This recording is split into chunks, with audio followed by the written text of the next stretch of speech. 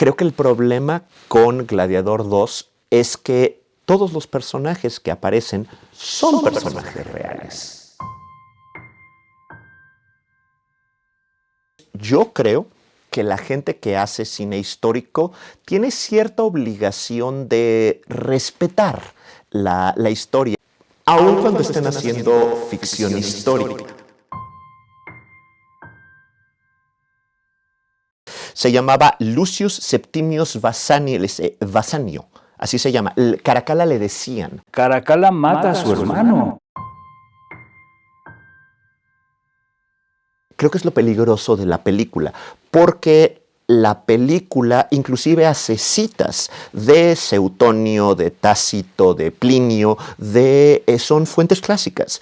Y hace referencia a una de las pocas historias completas que tenemos de los emperadores romanos, que es la historia Augusta. El problema de la historia Augusta es que no sabemos quién la escribió.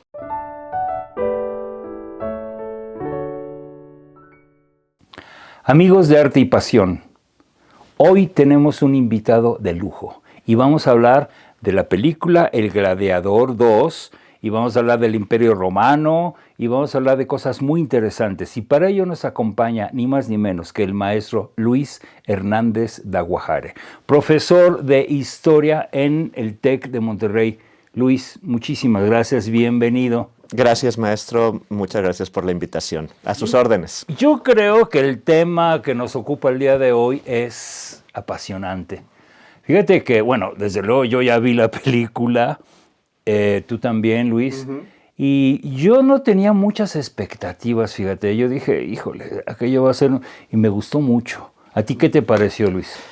Fíjese, maestro, que a mí me gustó la película también, pero por encimita. Me pareció palomera, interesante, pero como apasionado de la historia que soy, realmente le estaba buscando errores desde el principio. Entonces, lamento decir que no la disfruté tanto, sino más bien como desmenuzándola. Bueno, pero mira, yo creo que ninguna película histórica es como si fuera una tesis de... Por ejemplo, Amadeus, tú la ves y dices, es muy buena película, pero así no era Mozart, o sea... Pero bueno, le da una idea a la gente y además los motiva para que se adentren en el tema. Y finalmente el cine es entretenimiento, pero bueno. Hay una corriente de la historia que lo dice un maestro que se llama Serge Noret, donde él habla sobre la historia pública. Entonces, él habla que la gran mayoría de la gente no aprende historia por las clases, ni por las mías, ni por cualquiera, sino más bien porque la ve en películas, en teatros, se las cuentan, las piensan, se las ve en las estatuas y en los monumentos. Entonces, yo creo que la gente que hace cine histórico tiene cierta obligación de respetar la historia, aun cuando estén haciendo ficción histórica.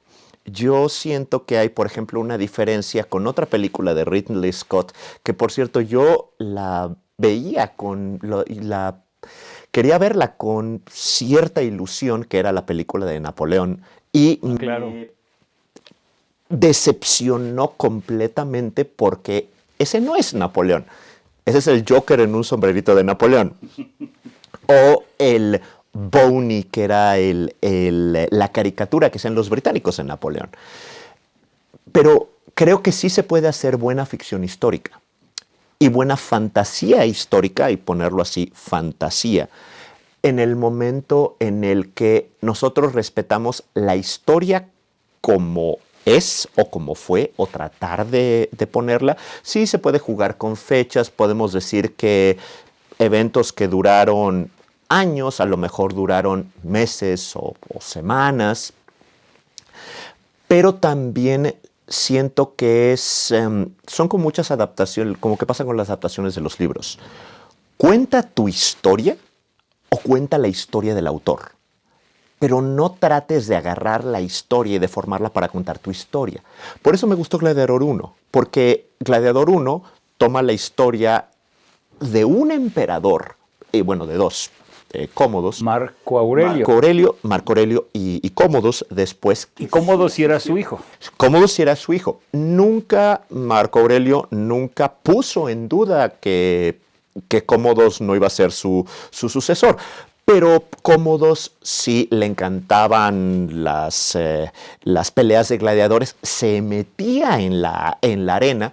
Sí, se metía en la arena a matar gladiadores. Él era soldado también, ¿no? Sí. Tenía entrenamiento militar. Tenía entrenamiento militar, pero una de las cosas que hacía era que sus oponentes estaban o atados o hubo un caso donde él se disfrazó de Hércules con una maza y sus enemigos estaban enterrados hasta el cuello en la arena para que él les aplastara la cabeza. Eran gladiadores, pero sí, o sea, Cómodos era uno de los primeros emperadores crueles que nos cuentan, y Marco Aurelio fue uno, si no el último de los grandes emperadores. Pero en los primeros 10 minutos de Gladiador 1 se acaba toda la historia y empieza la ficción. Y empieza la ficción de la historia de venganza. Es como decir, el Conde de Montecristo es histórico. No es histórico, pero está ambientada. Claro, en un contexto histórico. Creo que el problema con Gladiador 2 es que todos los personajes que aparecen son personajes reales. Claro. Lucio existió. El personaje principal, el personaje de Paul Mescal, me parece que se llama el autor. Pero murió muy jovencito, Lucio. Sí, murió muy jovencito, murió como de 12 años. Era el hijo de el nieto adoptivo de Marco Aurelio. Claro. Entonces, no sabemos quién fue su papá, no lo recuerdo en ese momento, pero sí, se murió. No era Máximo. Pero no era Máximo. Máximo es un personaje de... Máximo no existió. Claro. De todos los personajes principales, el único personaje que realmente es totalmente ficticio es el general Acacia. El general Acacia nunca existió. Y creo que llama la atención el nombre de Acacia, porque Acacia es un nombre griego que luego lo adoptaron los romanos cuando ya era Bizancio, entonces llama mucho la atención. Oye, recuérdame, este personaje, el del general, ¿quién es? Es el personaje que al principio conquista Sí, el esposo de la chica. El esposo de Lucila, que Lucila también existió. Claro. Y por cierto, Lucila es uno de los poquísimos personajes que aparecen en los dos.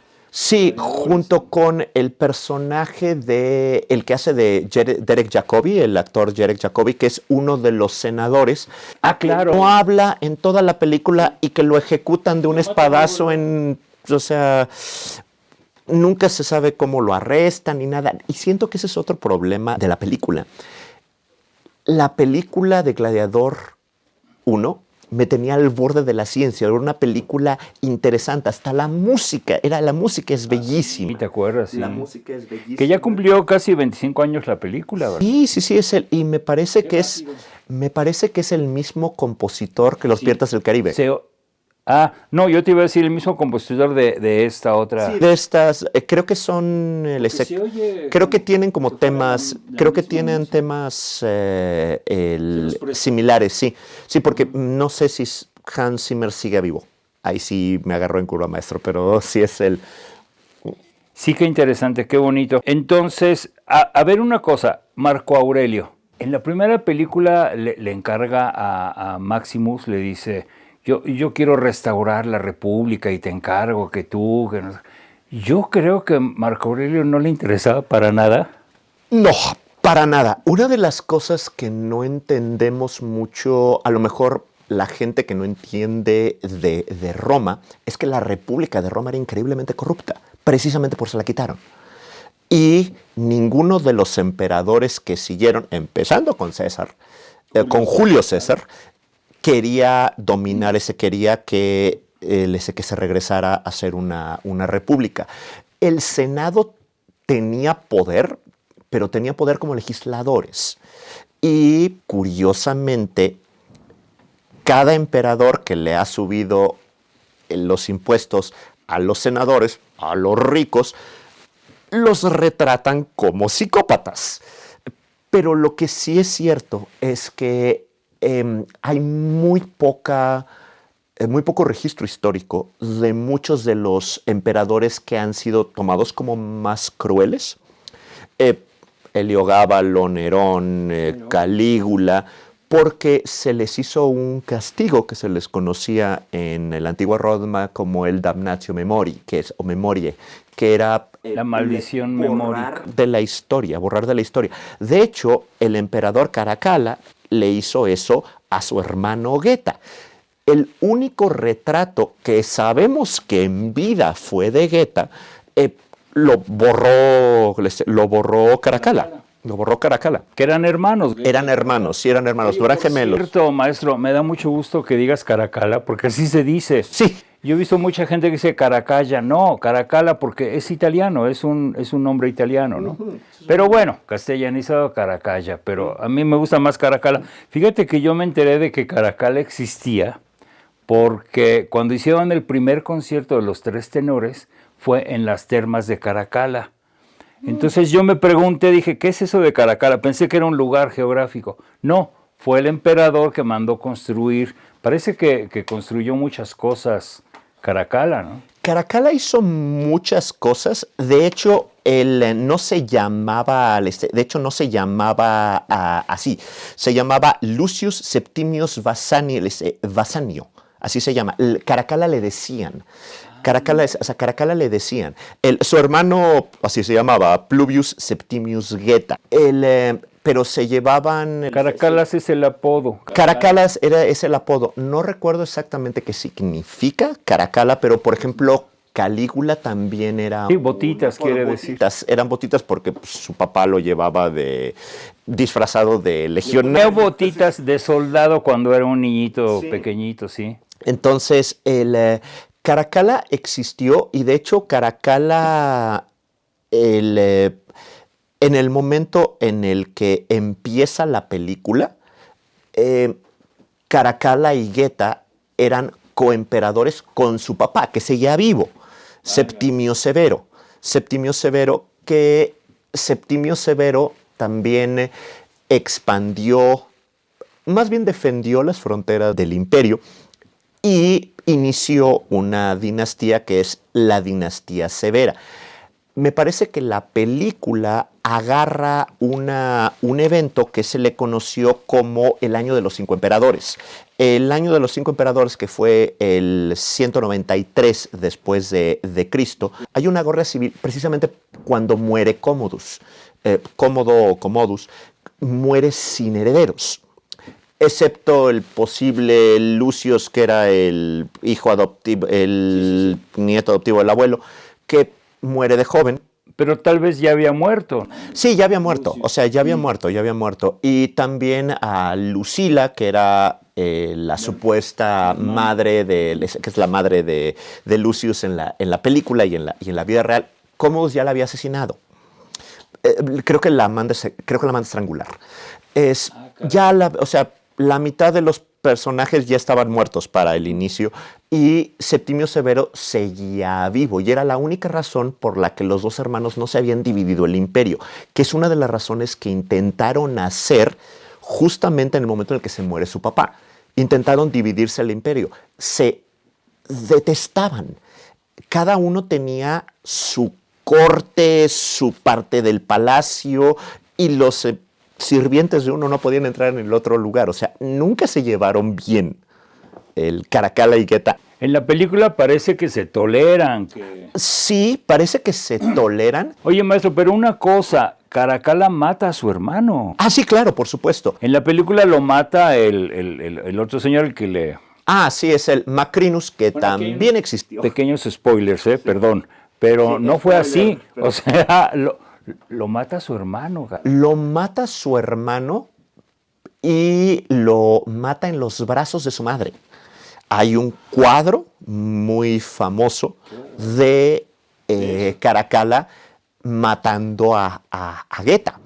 Oye, pero lo manda a matar, o sea, no, él no personalmente. No lo mata personalmente. El cuadro es de él matándolo, pero manda a matar a la Guardia Pretoriana, que la Guardia Pretoriana es como digamos, el servicio secreto de los emperadores romanos, pero es la responsable de la muerte de más De varios de ellos. Sí, entre ellos Calígula, entre ellos Nerón. Bueno, Julio César.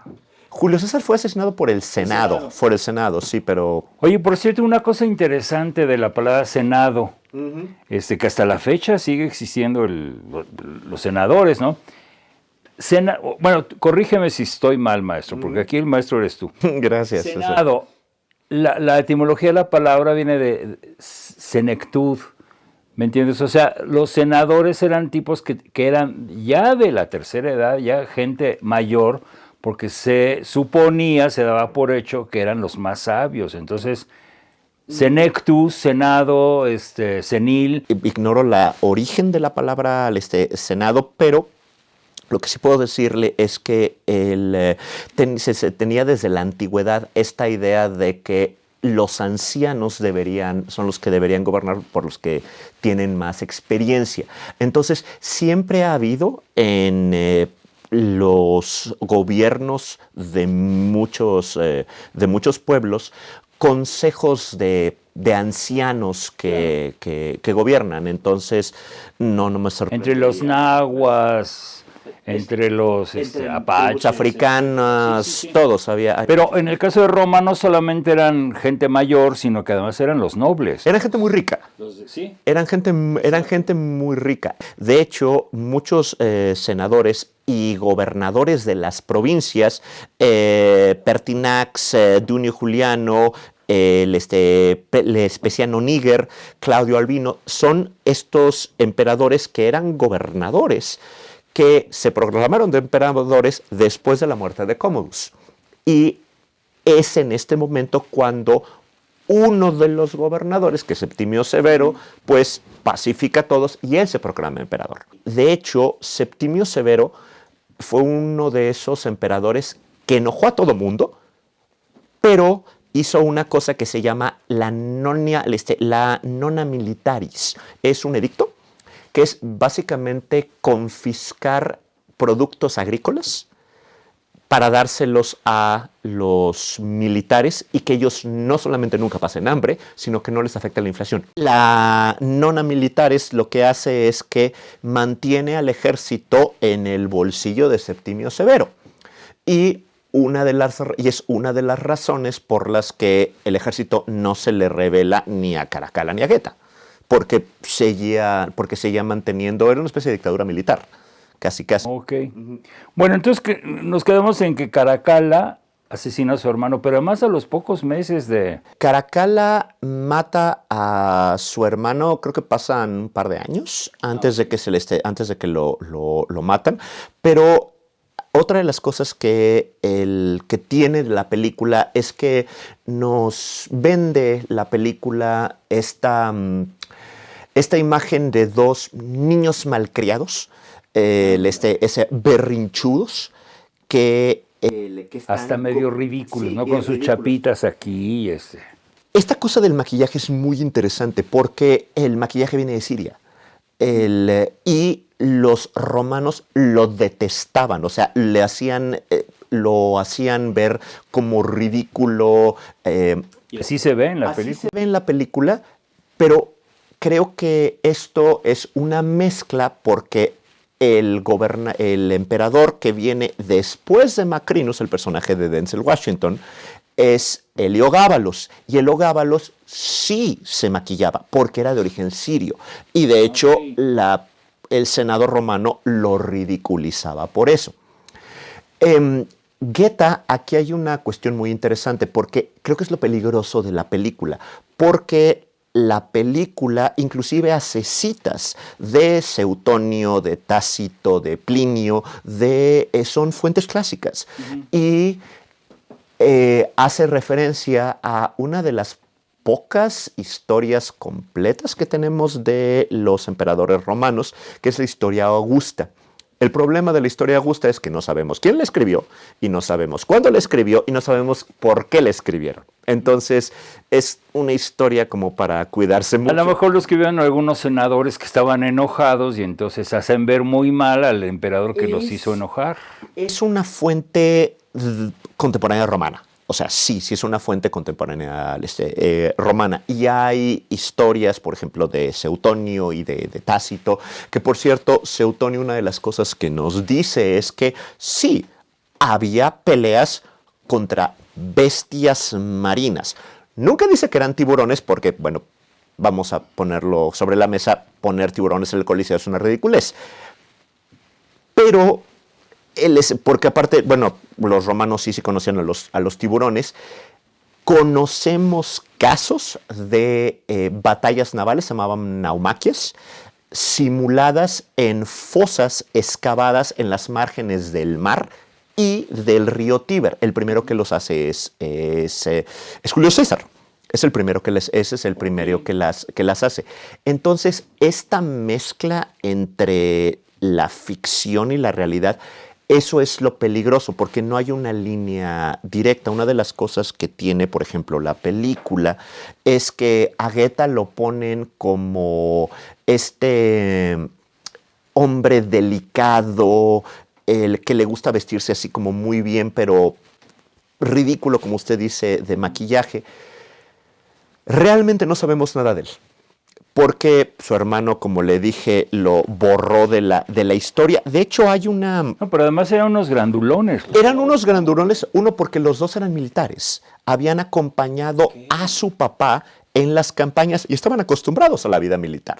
Entonces, estaban acostumbrados a coger espadas, a matar gente, ellos. Hay una historia de Geta donde lo describe la historia Augusta como muy modesto, pero a la vez lo describe como alguien que le gustaba las ropas lujosas.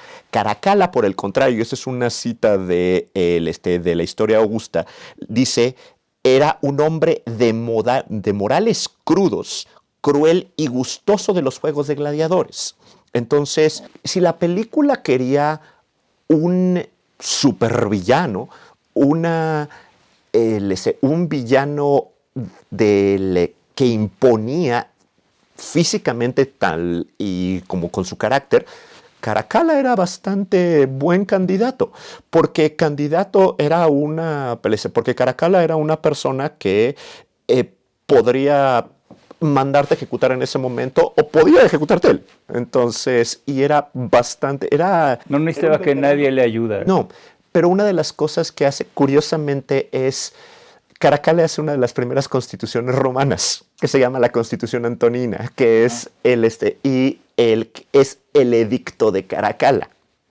Entonces, el edicto de Caracalla, pero según Seutonio, según uno de los historiadores romanos, es uno de los peores emperadores romanos, no tanto porque fuera cruel, sino porque era mal administrador. Entonces, y creo que la película lo que quiere hacer, en vez de mostrar a un hombre que es cruel, despiadado, pero que le interesa la milicia, pero descuidado de todas las cuestiones del gobierno. Administrativas. Sí, administrativas. Creo que lo que querría hacer es una simplificación de ponerlo como un hombre físicamente débil. Otra de las cosas que dicen en la película, creo que hay una cita que dice, la enfermedad de su entrepierna se subió al cerebro, algo así, dando a entender que estaba enfermo de sífilis, que por cierto la sífilis no existía en Europa, llegó desde América y fue hasta el intercambio colombino donde se vino. Siglo XVII. Sí, siglo XVII, XVI. Entonces, bueno, un poquito antes, o sea, finales del siglo XV, principios del XVI. Pero Caracalla y Geta, creo que una de las razones por las que las quisieron poner en la película es para enfatizar la idea de que son emperadores muy débiles.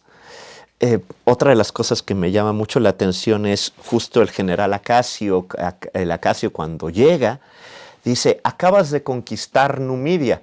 Pues ya te habías tardado porque Numidia había sido conquistado desde 3 siglos antes. Entonces y una de las cosas que me llama mucho la atención son de estas cosas donde aparecen trebuchets medievales, esas armas de guerra que tienen su contrapeso, son trebuchets medievales del año 1100 después de Cristo. A ver, estamos hablando de esas como catapultas. Sí, Okay. sí, cuando defienden la ciudad. Bolas de fuego. Sí, que existía en la antigüedad una cosa que se llamaba fuego griego, que Sí, pero para los romanos, pero no era así. O sea, el fuego griego realmente no sabemos qué era. Bueno, era una sustancia química que se prendía y ardía el fuego, y aunque le echaras agua y todo, no se apagaba, y lo usaban en las batallas marinas, ¿no? Sí, los utilizaban los griegos, una de las tribus griegas. O sea, no conozco casos de que los romanos lo hubieran utilizado. Y una de las cosas que llaman la atención es que en las imágenes se ven no lanzándose como bolas de fuego a través de catapultas, sino como si fuera una especie de lanzallamas. Hay registros medievales, manuscritos medievales que así lo ilustran. Muy seguramente, dicen algunos autores, que podría ser una especie de napalm, algo así, pero no sabemos. Regresando a la película, el problema es que agarran lo suficiente de la historia como para ser reconocible que esta es una figura histórica, este es un contexto histórico, pero luego la deforman tanto, esa cosa de poner rinocerontes en el Coliseo, que los montan gladiadores. Esto puede llamar la atención porque mucha gente dice, no, es que nunca hubo rinocerontes en el Coliseo. Sí, sí los hubo. Claro. Sí los hubo, pero la gente no peleaba, pero los gladiadores no peleaban con ellos, sino había muchos, eran como los espectáculos de variedades actuales. Entonces, en el Coliseo había peleas de hombres contra animales, que se llamaban los bestiari, estaban las peleas de gladiadores, que eran como la parte principal, estaban las ejecuciones también, desde enemigos de Roma hasta cristianos, que de hecho, una de las personas ejecutadas es el personaje de Denzel Washington, el Macrinus. Okay. Macrinus, que también existió. Había sido gladiador y compró su libertad. No.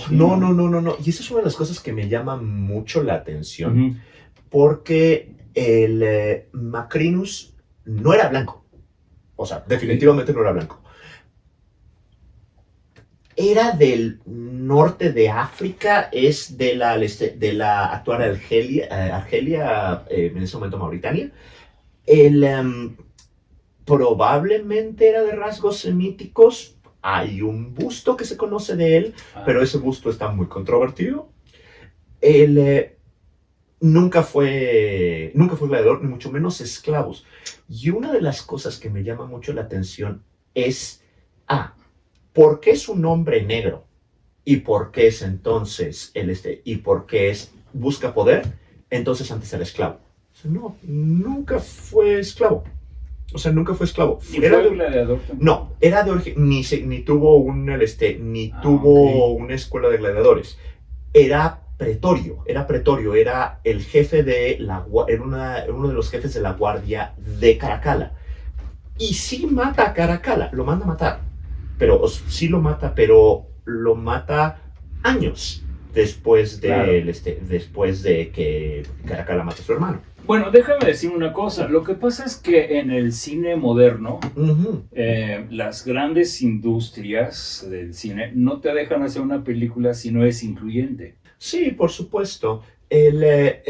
Y una de las cosas de la que me enteré a la hora de estar viendo investigando sobre de la historia sobre la película, es que probablemente el personaje de Denzel Washington originalmente hubiera podido ser Septimio Severo. porque Septimio Severo también era de origen semítico. No sabemos realmente exactamente cómo era, porque, y aquí dato curioso, las estatuas romanas eran Policromadas. policromadas, Claro, es cierto. pero se han perdido se ha perdido la pintura. perdió la Entonces, pintura. la tez de la piel, pues no lo conocemos, que esa es la otra cosa que llama la atención. Oye, en Bellas Artes hubo una exposición muy interesante de esculturas, en donde decían eso, todas estas esculturas fueron policromadas, pero con los siglos se ha caído la pintura y ahora se ven todas blancas, pero todas tenían color carne y su velo o su manto azul o rojo y estrellitas y todo. Y los templos también. Pero ya se perdieron. Y los templos también, y esa es la cosa, es otra de la película. Roma no era esta urbe de templos blancos de mármol, estaban pintados, eran azules, rojos, eran colores muy vivos, a los romanos les encantaba. Y otra de las cosas que llama la atención, se fijó cómo son las armaduras y los mantos de las guardias pretorianas. No, para nada. Negros, la armadura negra y los mantos púrpuras.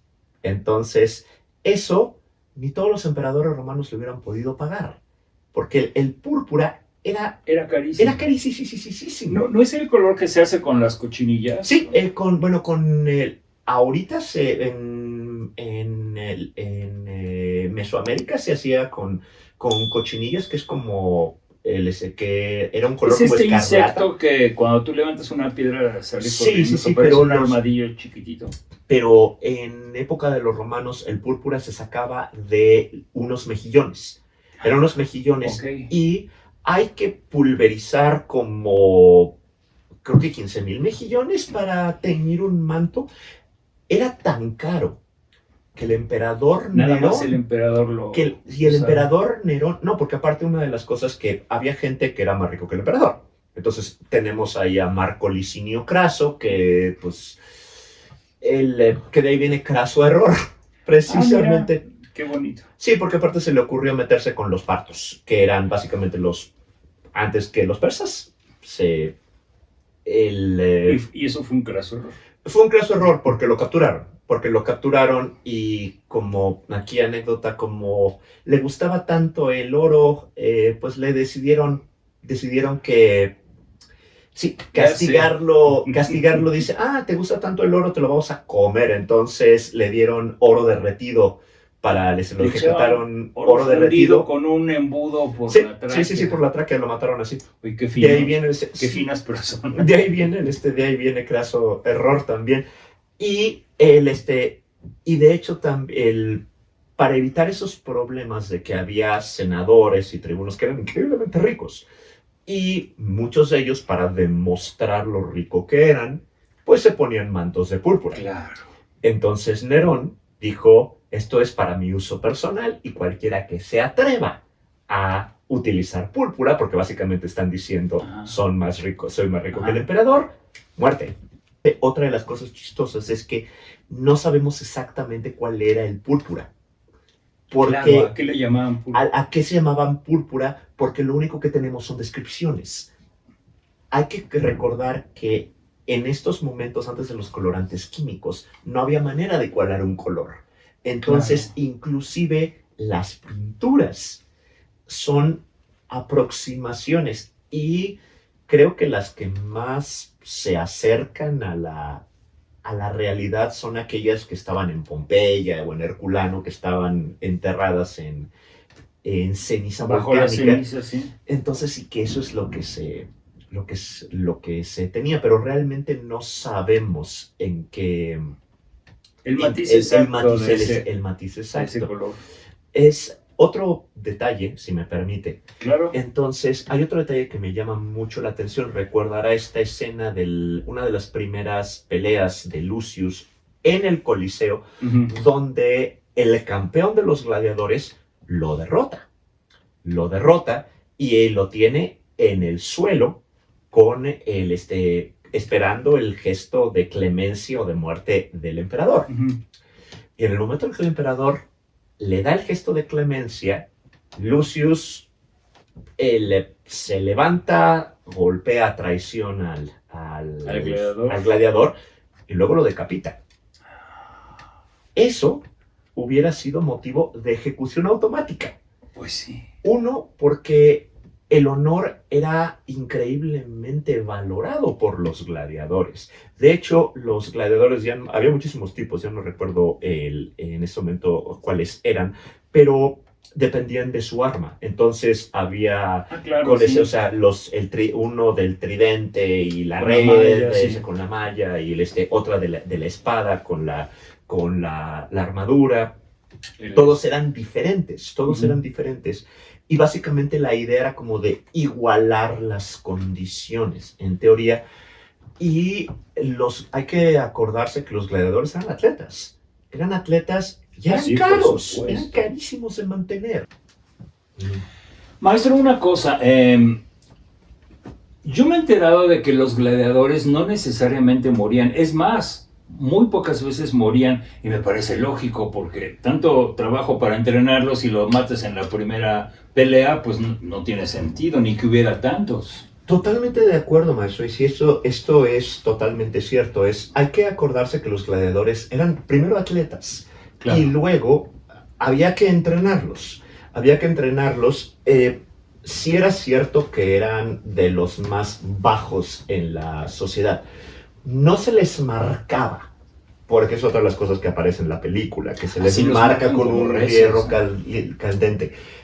Se le marcaba a la gente en Roma, sí, se les marcaba, pero se les marcaba a los esclavos que huían. Y podría darse el caso que un esclavo que huía luego lo vendían como si fuera gladiador. Podría darse el caso.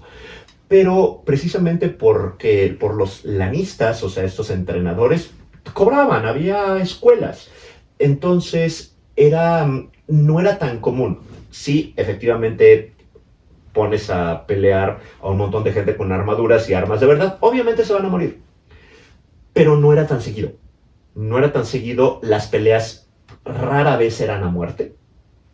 Y una de las cosas que más llama la atención es que los organizadores de los juegos, que generalmente eran los emperadores, los pagaban. Entonces no quedaba como el caso del personaje de... No recuerdo el nombre del personaje, el que pierde su casa con Macrinus y todos, el que pierde por apostar y que pierde a sus gladiadores, sí.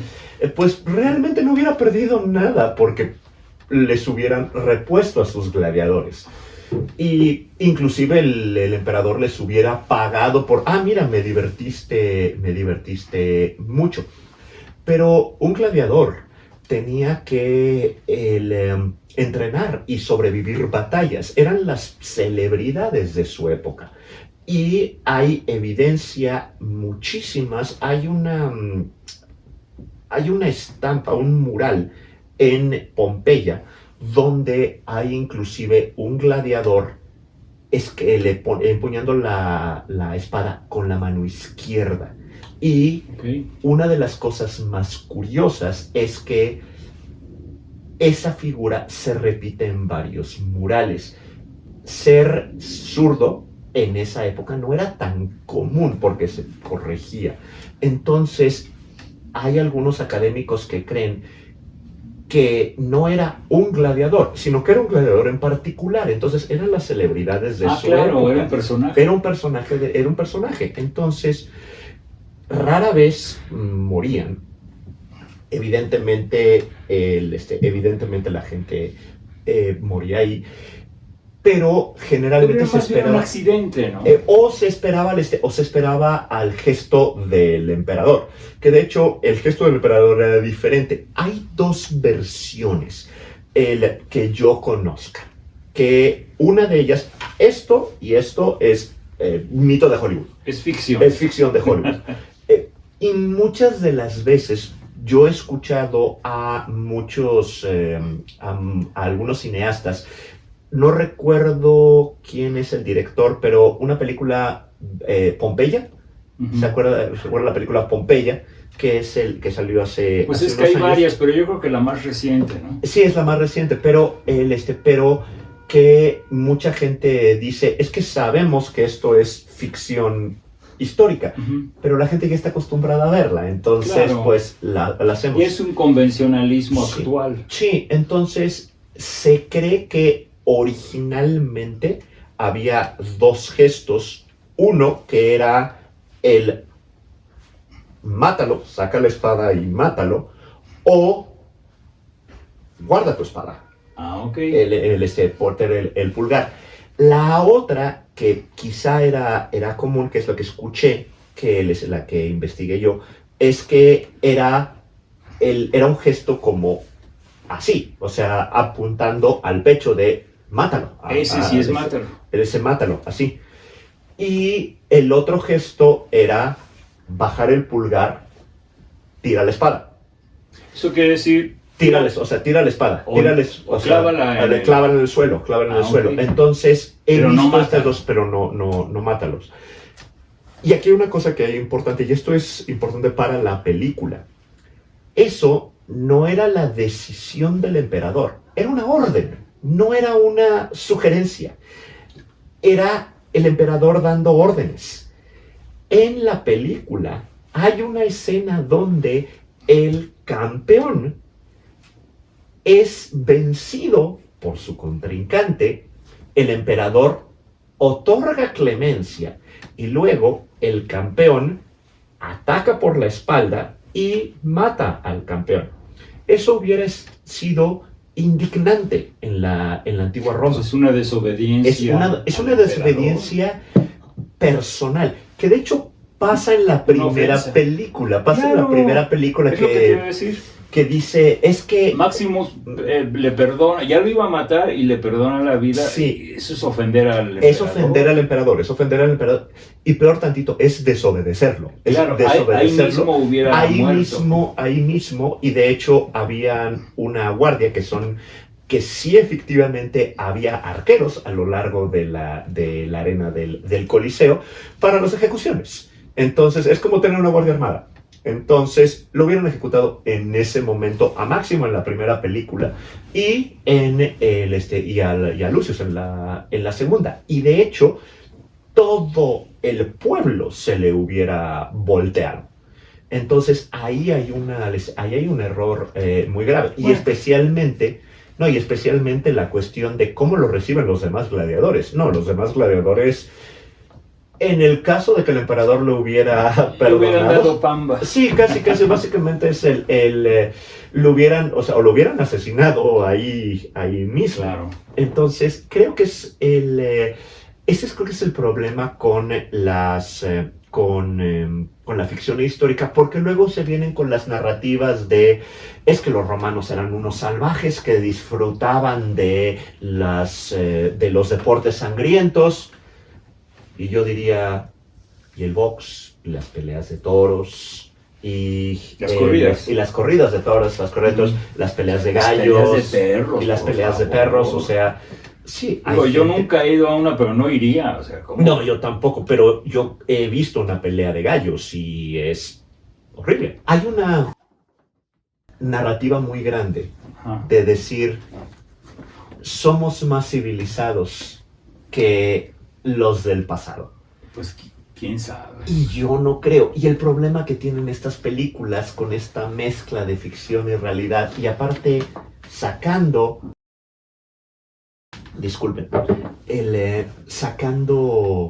fuentes clásicas, borran la ficción y la realidad lo suficiente como para confundir al espectador. Esa es la cosa. Pero mira, volviendo al principio, estamos hablando de una película y una película es entretenimiento.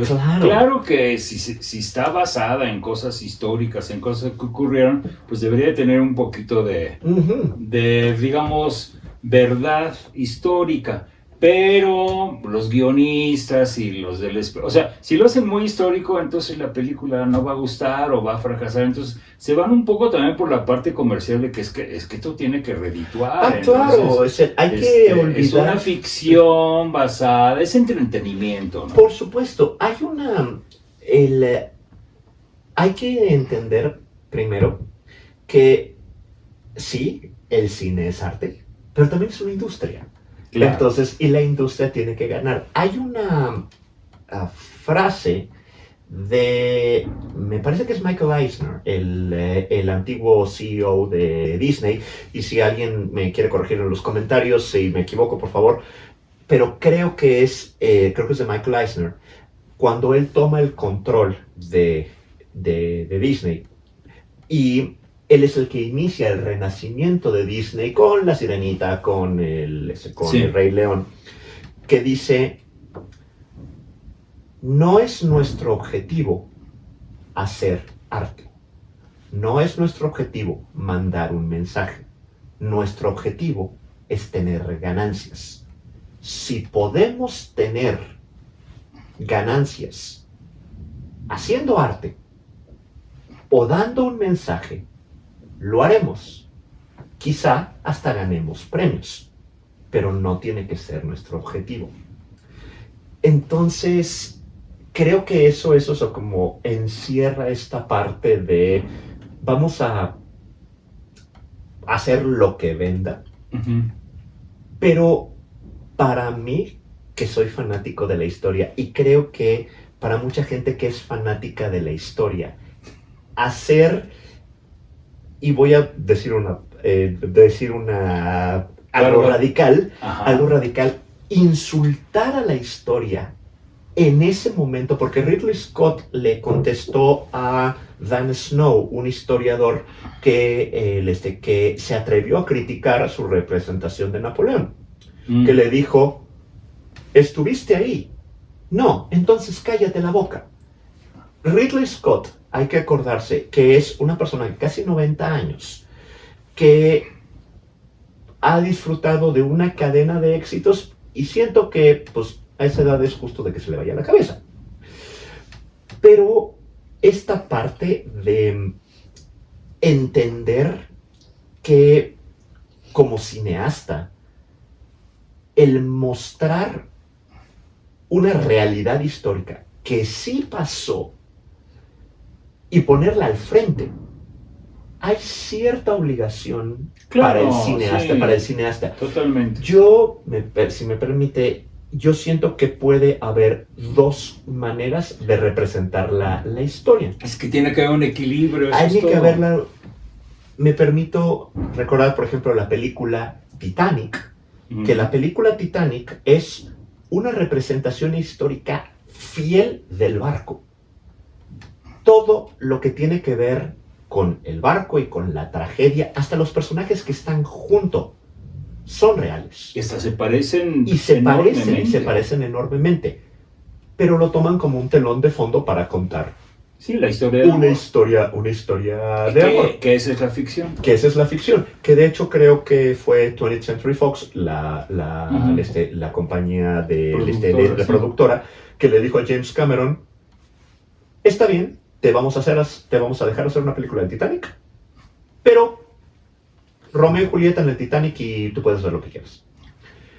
Entonces, James Cameron hizo eso, o sea, hizo una historia de amor ficticia bajo un marco histórico. Otro, que es, de hecho, mi película favorita, es la película de Master and Commander, de Peter Weir, que también sale Russell Crowe, que es una película donde es un capitán de un barco que no existió, cazando otro barco que tampoco existió en el marco de las guerras napoleónicas. Pero absolutamente todo, desde los saludos hasta los uniformes, hasta las maneras en las que se dirige la tripulación, absolutamente todo es real. Todo está documentado. Todo es correcto, digamos. Entonces, ¿es esa película donde le dan la vuelta a América? Donde se da la vuelta a América. Los van persiguiendo hasta... Sí, exactamente, que salen las Islas Galápagos. Entonces, siento que sí se puede hacer ficción histórica correcta, contando una historia interesante. Claro, creo que en español se llama Capitán de Mar y Guerra o algo Capitán de Mar y Guerra, me parece. Se llama así, pero... Mar y Guerra, sí. Sí, entonces, inclusive que está mal traducido, porque ser un maestro y comandante, Master and Commander, era un rango de la Marina Británica. Okay. Entonces, el master era como el capitán del barco y el comandante era el comandante de una flota de guerra. Entonces, por eso siento que sí se pueden hacer. Y creo que el Ridley Scott sí lo hizo en la primera película. Tomó lo suficiente. Evidentemente, lo que cambió fue toda la película, menos el principio y el final. Entonces, pero mira, una de las virtudes que yo le veo a este tipo de películas es que incentivan a algún sector del público a investigar más del tema. Te voy a poner, mira, yo todas las películas que he visto sobre Beethoven, que hay como 4, tal vez hay más, las veo y digo, no, para nada fue así, ¿no? Pero bueno, es que es una ficción sobre Beethoven, ¿no? Realmente las cosas no fueron así, pero sirven para que mucha gente diga, ay, qué bonito, yo quiero aprender más, se interesan en el tema, digamos. Ahora, los que son profesionales, que son musicólogos, que son músicos, dicen, eso de que le dedicó la sonata Clave de Luna a una chica que no veía, y, ay, no, es la ficción. El título de Clave de Luna se lo pusieron mucho después de que Beethoven murió, o sea, no fue así. Pero bueno, oye, por cierto, me comentabas antes de que empezáramos a filmar, que en algún momento dado de la película aparece un letrero en inglés. Sí, que bajan a las supuestas catacumbas donde tienen a los gladiadores, los restos de Maximus. Donde están los restos de Maximus. La tumba de Maximus. La tumba y donde sale y donde el protagonista saca la coraza y la espada, que la espada debió estar más oxidada que nada después de, creo que 15 años ahí estar en las Solo catacumbas. El oro no se oxida. Sí, o sea, no, y aparte una espada dentro de la vaina, o sea. Pero independientemente de eso, sí está la famosa frase de la película de lo que hacemos en vida resuena en la eternidad. Okay.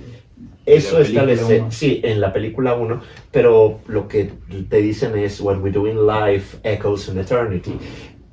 Pero esa es como tan, creo que tan icónica, que a lo mejor la pusieron en la película así en inglés para que la gente lo reconociera, porque creo que había dos cosas. Uno era ponerla en latín y pues, nadie se va a enterar de qué decía. O poner todo, los letreros, los arcos triunfales, todo en inglés, con lo que obviamente todos los que tenemos así como mediana conocimiento de historia hubiéramos brincado. Pues es que el inglés todavía faltaba mucho para que se... sí. O sea, no se había inventado el inglés. No, pero creo que ahí creo que se le podemos...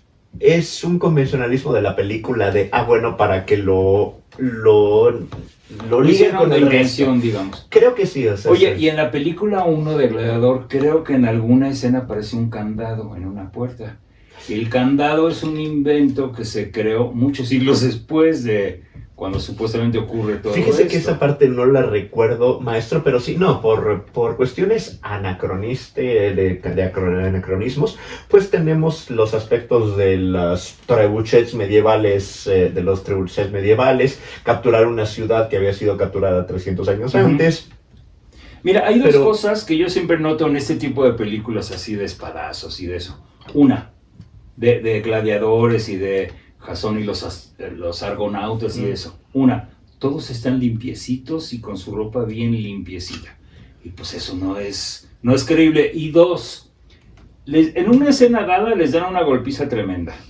La siguiente escena aparecen sin ni un moretón, ni un ojo morado, nada. Entonces yo digo, oye, eran de hule estos muchachos. Bueno, aparte eso creo que es muy común en las películas de Hollywood. Y en todas las películas en general. No, mira, en las de Pasolini no. Si tú ves, por ejemplo, Medea de Pasolini, en donde sale, por cierto, María Callas, todos los argonautas salen bien mugrosos y con unos como harapos y todo. Pues claro, si no se cambiaban diario de ropa, tal vez esa ropa la tenían desde hace meses y meses. Y no era el concepto del aseo que tenemos en el siglo XX y siglo XXI. Eran lo que se podía, ¿no? Pero aquí hay una cosa que sí es interesante, maestro, es, por ejemplo, ser romano.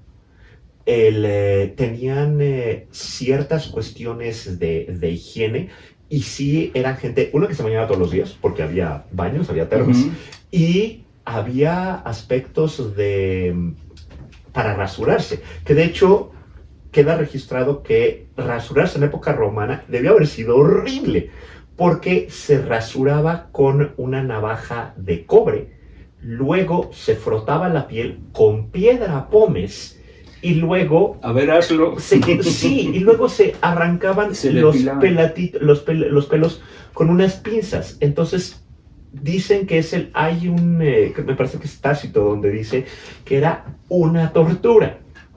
Pues Era una tortura y no?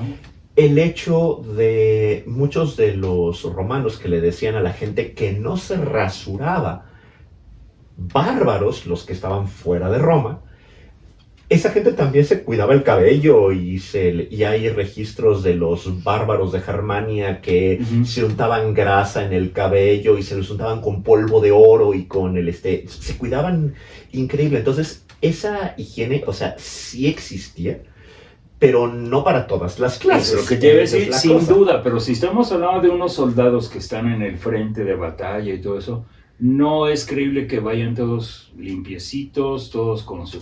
Pero bueno, son convencionalismos y aparte una de las cosas que hay que acordarse es que el ejército romano era el ejército más disciplinado de la historia hasta ese momento y me atrevo a decir que uno de los más disciplinados del mundo. Y existía esta idea de que cada soldado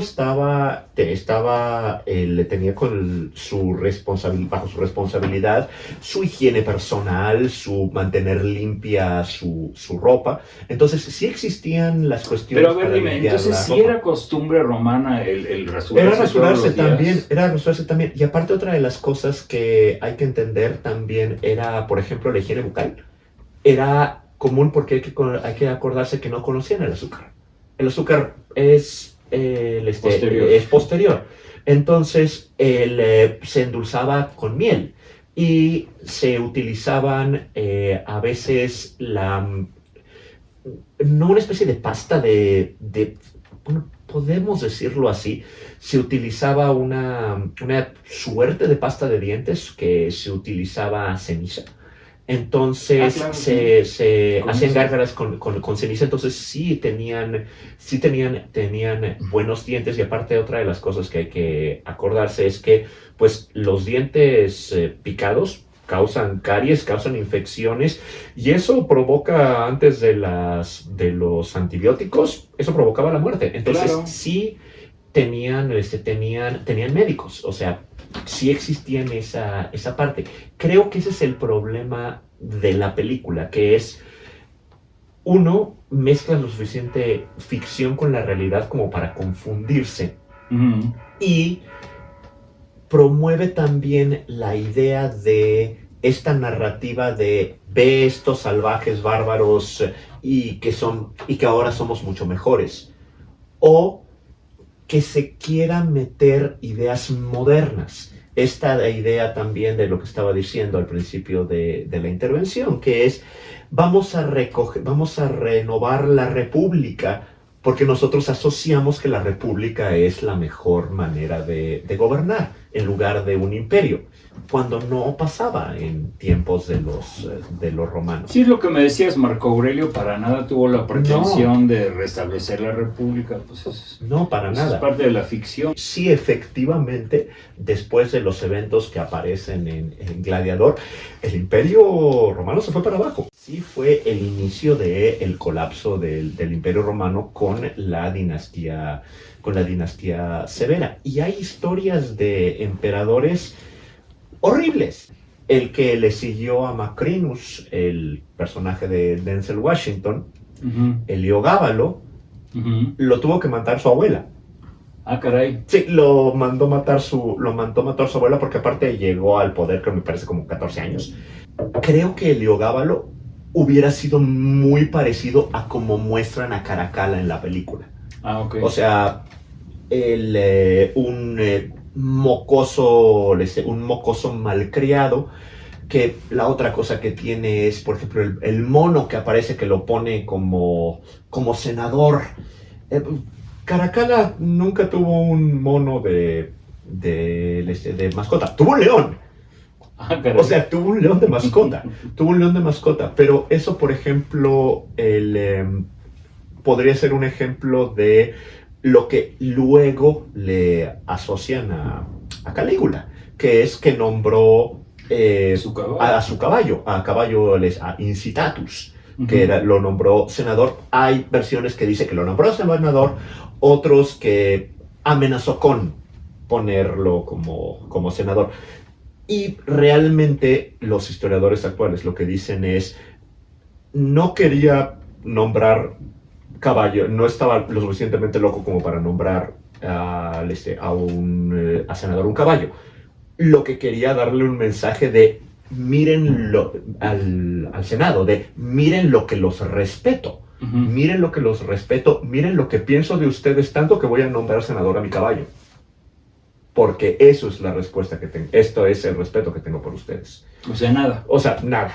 Y Heliogábalo tenía lo que le digo que se parece mucho a Geta, y creo que, perdón, a Caracalla.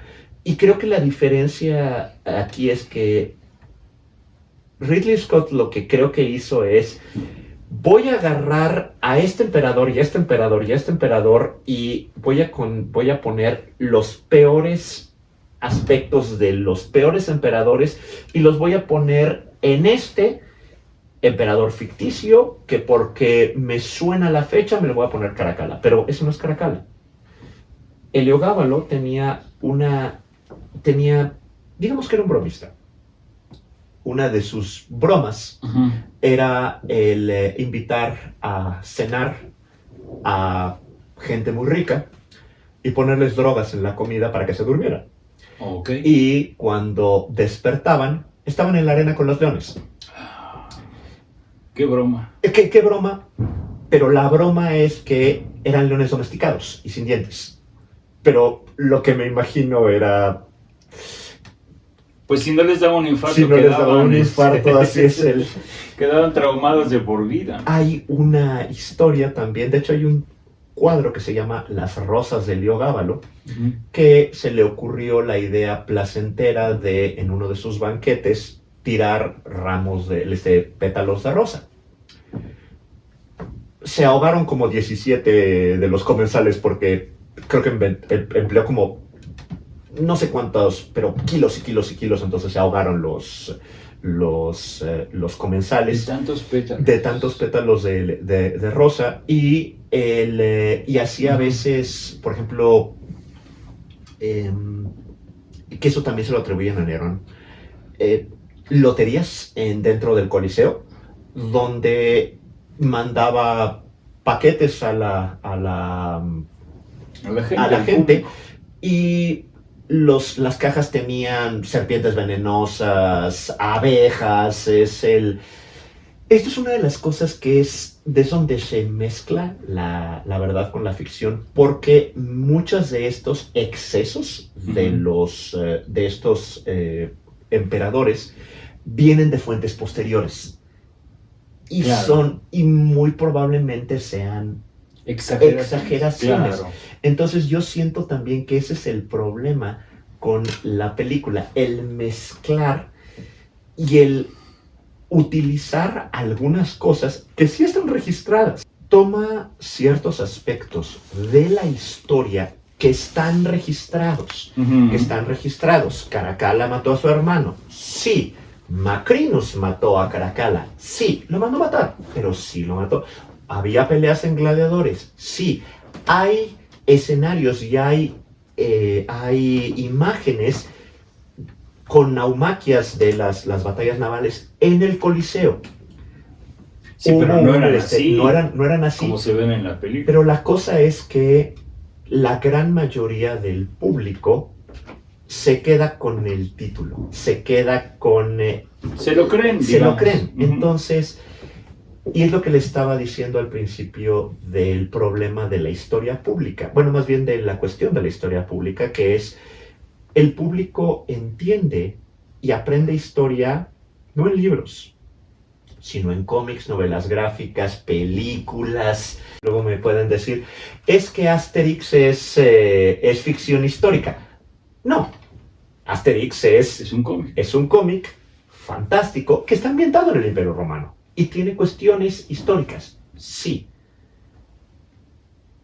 Pero el problema es que Asterix no mete fuentes históricas. Esta película sí. Claro. Entonces, siento que ese es el problema de esta película, de la de Napoleón también, porque Napoleón es una persona de la que me atrevería a decir que es una de las personas de las que se ha escrito más en la época moderna. Podríamos decir que hay un antes y un después de Sí, de Napoleón, claro que sí. Por algo se llama la época napoleónica. Y por algo llamamos la época del Imperio Como Romano. Alejandro Magno también. Y por hay eso un antes y un después. ¿no? Y la idea también es que luego llega gente ingenua para decir, es que sí, así mostraron las cosas. Esa canción... Así ocurrió porque así yo lo vi en el Sí, cine. esa canción de, híjole, como no es de Facundo Cabral, pero es la de Los Americanos. Es la canción de Los Americanos que dicen, si saben de historia no es por haber leído, sino por haberla visto en el cine americano. Ah, no conozco esa canción. Entonces, esa canción que se llama Los Americanos es de un latinoamericano. Pero qué gran verdad es eso. Pero es el gran visitar. Entonces, ese es el problema. Y creo que el peligro es que luego venga alguien que no solamente tiene una visión de la historia, tiene una agenda y una visión de la que uno lo quiera convencer. Ese siento que es el problema muy grande. Y también estábamos hablando, por ejemplo, de la inclusión. De sí, a lo mejor Macri será negro. Sí, a lo mejor no. Está bien. ¿La homosexualidad existía en tiempos de los romanos? Sí, por supuesto, y era bastante común. Y no era tan mal vista. No era tan mal visto. No había evidencia de que Caracalla hubiera sido bisexual. No hay evidencia. Pero sí, hay evidencia que otros emperadores romanos sí lo eran. Y no era tenido como escandaloso. Lo que era tenido como escandaloso era que tuvieran amantes de un estrato social mucho menor. Eso sí estaba muy mal visto. Pero, públicos. Pero creo que el problema también es que cuando nos venden una historia de el mundo antiguo ponga usted aquí, Napoleón, Roma, regencia, insurgencias, lo que sea. El mundo antiguo era salvaje, era corrupto, pero siempre había alguien con ideales modernos, con inclusión, con la búsqueda de la libertad y la democracia. Uno, poco a poco, se empieza a borrar la lucha de toda esa gente que luchó y murió y los martirizaron, por ponerlo de alguna manera, por hacer que las cosas sean como ahora. Y también existe el otro problema de querer poner la historia en nuestros términos. Y creo que esto es lo bonito de la historia. Lo bonito de la historia es entender que la gente del pasado no es gente como nosotros, pero seguía siendo gente. Ah, claro. Seguía siendo gente y seguía siendo y seguían buscando qué comer y qué vestir y tenían sus problemas de antes, pero no lo hacían como nosotros, no seguían nuestra lógica. Entonces, pues no. El problema al final es que ¿cuántas de los espectadores de las películas lo van a tomar como una película con algo que simplemente no se puede tomar más allá del entretenimiento incluso palomero. ¿Y cuántas de personas van a salirse con la idea de, así era el Imperio Así eran Romano? las cosas. Mira, un entretenimiento palomero, sí, pero muy bien hecho. Está muy bien hecho. Y ese es el problema. Y está sorprendente, y la música, y las actuaciones. Ese es el problema, porque estamos viendo una película que tiene una enorme cantidad de producción detrás de ella, una cantidad brutal de dinero. Y la gente luego dice, algo tan bien hecho. Pues entonces, obviamente investigaron.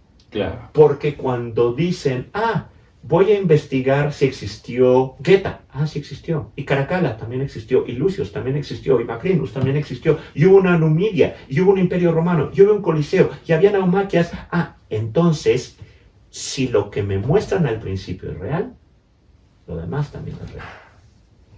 ¿Y cuántos maestros de historia, colegas, por favor les pido, no se vayan con la idea de, así era el Imperio Romano, y vayan a poner una escena de Gladiador 1, Gladiador 2 en sus películas, en sus clases de historia, diciendo, es que las peleas de gladiadores así eran.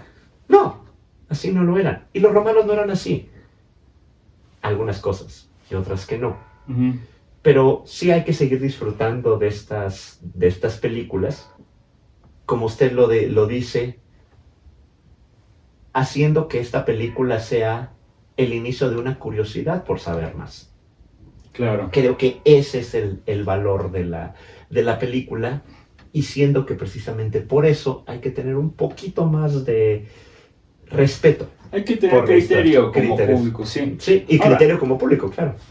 Yo me atrevería a añadir dos cosas. Bueno, los guionistas no necesariamente son maestros de historia, son guionistas. Uh-huh. Y están creando un espectáculo que funcione y que sobre todo sea económicamente atractivo, porque si lo vamos a hacer para perder dinero, mejor no lo hacemos, claro, ¿no? pues sí. Entonces yo creo que como negocio ha tenido un gran éxito. Creo que le está yendo muy bien a la película y van a recuperar y van a ganar mucho dinero. Y qué bueno que sea así, pero como público yo me quedo con lo que acabas de decir, maestro. No se lo tomen tan en serio, no se lo crean todo lo que están viendo. Aquí el 70% es ficción. Uh-huh. Yo diría que un poquito más que la ficción. Cuando me llamó para comentarme, 80%, no sé. Creo que un poquito más, no me atrevería a ponerlo en cuestión de porcentajes, porque cuando me habló cuando nos comunicamos por primera vez hablando de este tema, me acuerdo mucho es que quiero que nos puedas hablar sobre la exactitud histórica de la película de Gladiador 2. Yo lo primero que me quedé pensando es, ¿Gladiador 2 tiene exactitud histórica? Pero sí es la idea. Hay que tomar como criterio de lo público, y regreso con la cuestión de la historia pública, que el problema de las películas históricas y de las novelas históricas y de los cómics históricos es que es la manera en la que mucha gente se aproxima a la historia. Y muchos de los que se aproximan a la historia, una gran cantidad se van a quedar ahí.